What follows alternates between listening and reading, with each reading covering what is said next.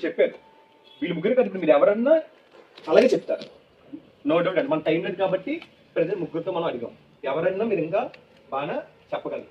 ఓకేనమ్మా. ఇప్పుడు మనకి ఏంటి చెప్పిందంతా లెసన్ అంతా మీరు క్లియర్గా ఎక్స్ప్లెయిన్ చేస్తున్నారు. నాకే ఎక్స్ప్లెయిన్ చేశారంటే మీ ఇంట్లో మీ పేరెంట్స్కి ఈజీగా ఎక్స్ప్లెయిన్ చేయగలరు, మీ టీచర్స్కి ఈజీగా ఎక్స్ప్లెయిన్ చేయగలరు, మీ ఫ్రెండ్స్కి ఇంకా బాగా ఎక్స్ప్లెయిన్ చేయగలరు, ఫ్రీగా ఉంటారు కాబట్టి. కాబట్టి ఇప్పుడు ఏంటి మీ ప్రాబ్లము, మీరు రాయింది మీరు చెప్పేది బుక్లో కరెక్ట్గా రాయలేకపోతున్నారు. మెయిన్ రీజన్ ఏంటి, ఆ బుక్లో రాయకపోవడానికి మెయిన్ రీజన్ మనకి 4 స్కిల్స్ ఉంటాయి.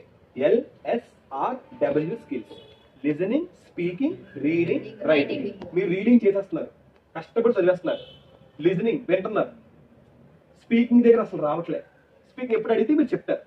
బాగా రిమూవ్ చేసేది రైటింగ్. రైటింగ్ అస్సలు చేయట్లేదు. ఈ 4 బ్యాలెన్స్ చేస్తేనే మీరు ఎంతైనా వస్తుంది. 4లో ఒక్కటి మిస్ అయిపోయినా రాదు. మీరు రైటింగ్ బాగా చేసి రీడింగ్ చేయకపోతే రైటింగ్ రాయలేదు కదా.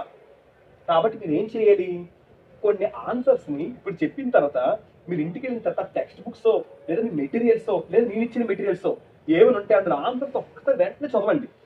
మీకు వెంటనే గుర్తుండిపోద్ది. చెప్పిన తర్వాత ఇప్పుడు ఇదే క్వశ్చన్స్ మీ తర్వాత ఒక 1 మంత్ అయిన తర్వాత అప్పుడు చెప్పగలరు, ఎంత డెఫినెట్గా చెప్పలేరు. మళ్ళీ చూసుకున్న తర్వాత మీరు చెప్తారు. కాబట్టి మన బుర్రలోకి ఎక్కాలంటే ఏం చేయాలి, వెంటనే రాసేయాలి. చదివిన ఆన్సర్ చదివితే గుర్తుండదు, చూడకుండా రాస్తేనే గుర్తుంటుంది. పెద్ద పెద్ద క్వశ్చన్లు నేను చూడకుండా 15 మార్కుల క్వశ్చన్లు నేను చూడకుండా రాసివ్వండి. ఒక ఆన్సర్ నేర్చుకోవడానికి నాకు 2 గంటలు 3 గంటలు పట్టింది. నాకు ఎంఏ ఇంగ్లీష్ చదువుకున్నప్పుడు ఒక ఆన్సర్ని 3 రోజులు నేర్చుకున్నాను. రోజులు కూడా ఉన్నాయి, కానీ పర్ఫెక్ట్ నేర్చుకునేవాడిని. ఒక్కసారి నేర్చుకుంటే నా మైండ్లోనే బీట్ అయ్యేది కాదు, కంప్లీట్గా మైండ్లో బ్లాక్ అయిపోయింది, ఇన్బిల్ట్ అయిపోయింది. అలా నేర్చుకుని ఒక ఆన్సర్ నేర్చుకుంటే మీరు అలా అన్ని నేర్చుకోవద్దు. ఏవైతే ఇంపార్టెంట్ క్వశ్చన్స్ నేను చెప్తానో అవి మాత్రం ఎలా నేర్చుకోవాలంటే మీరు నిద్రలేపి రాయమన్నా ఆన్సర్ రాసేయాలి. అలా రాసేది carbon dioxide is essential for photosynthesis, sunlight is essential for photosynthesis, chlorophyll is essential for photosynthesis, action of saliva and starch. ఈ 4 ఒక ఎస్సే పబ్లిక్ పేపర్ లో పక్కా పడిపోతుంది కదా. అవి తప్ప మిగతా అంతగా చదవద్దు. ఈ 4 ఎలా చదవాలి, ఇప్పుడు మీరు రేపు పొద్దున్న మీకు మెటీరియల్ ఇస్తాను, నేను నీట్గా రాసిన డయాగ్రామ్ తో చాలా బాగా రాసిన ఆన్సర్ అదే మీరు రాస్తారు. అందులో బట్టి పట్టు ఏం అదే రాసేయండి. అలా ఏ క్వశ్చన్ అయితే మీకు ఉంటుందో దాన్ని పర్ఫెక్ట్ గా రాయాలి. మిగిలినవి అలాగలా చదవండి, పర్లేదు. అర్థం చేసుకుని కాన్సెప్ట్, అన్ని కాన్సెప్ట్ అర్థం చేసుకుని మీరు ఓన్ గా రాయలేదు. చూసారా, అప్పుడు మీరు అంత కష్టపడి రాశాడు, కానీ నీకు బయాలజీ 0 మార్క్స్ వచ్చాయి. 0 మార్క్స్ వచ్చి బయట సబ్జెక్ట్ రాదనా, వాడి బయాలజీ వచ్చు, వాడి కాన్సెప్ట్ వచ్చు, చెప్పగలడు, అన్ని చేయగలదు. కానీ సుఖమేటి, హ్యాండ్ రైటింగ్ రాదు, సమయంగా ప్రెజెంట్ చేయలేకపోతుంది. మైనసే కదా. మనకి హ్యాండ్ రైటింగ్ కూడా important, at the same time presentation కూడా ఇంపార్టెంట్. కాబట్టి ఇప్పుడు మీరు నేర్చుకోవాల్సింది ఏంటి, ఎల్ఎస్ఆర్ బాగానే ఉంది, డబ్ల్యూ లేదు.